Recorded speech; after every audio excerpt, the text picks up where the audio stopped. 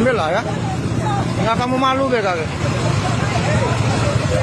Sebuah video memperlihatkan aksi warga menjarah mie instan dari truk yang mengalami kecelakaan tunggal di Desa Sukamulya, Kecamatan Betung, Kabupaten Banyuasin, Sumatera Selatan pada Senin, 19 Mei 2025. Truk berwarna hijau tersebut tergelincir dan terperosok di pinggir jalan dan insiden ini langsung menarik perhatian warga sekitar. Dalam rekaman video yang beredar luas di media sosial, terlihat sejumlah warga dengan sigap mengambil kardus-kardus mie instan dari dalam truk. Mereka mengangkut hasil jarahan itu menggunakan sepeda motor.